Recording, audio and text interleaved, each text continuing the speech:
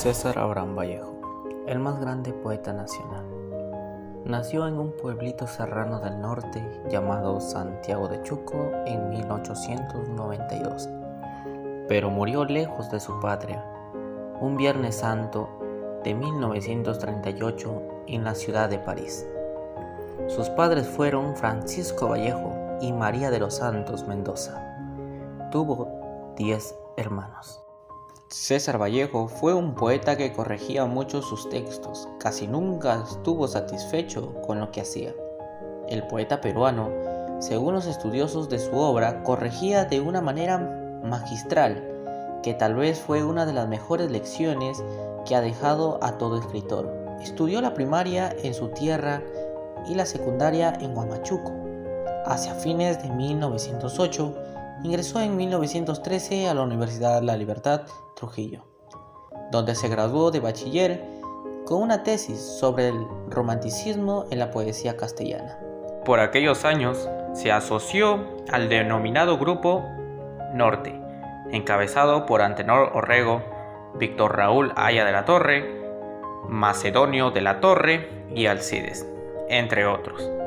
Cuando Juan Parra del Riego estuvo en Trujillo por el año 1916, señaló la importancia de Vallejo ante la lectura de sus poemas y los indicó entonces como poeta preciosista. Detalla el crítico Augusto Tamayo Vargas en literatura peruana. Asimismo, José Carlos Mariátegui, en 7 ensayos de la interpretación de la realidad peruana, escribe: Vallejo es el poeta de una estirpe, de una raza.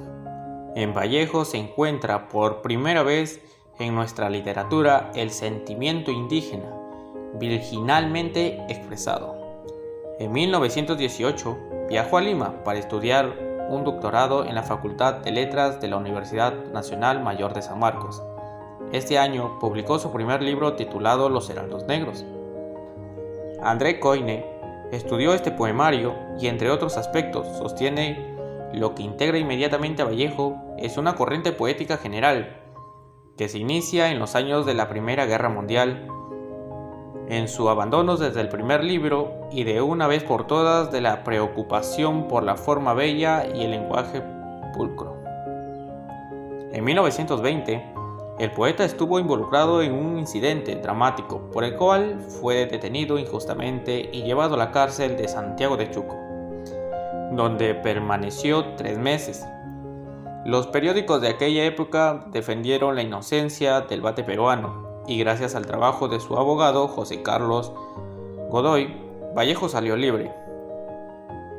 Tuvo un viaje sin retorno. Tras las rejas escribió escalas melografiadas, una prosa desgarradora.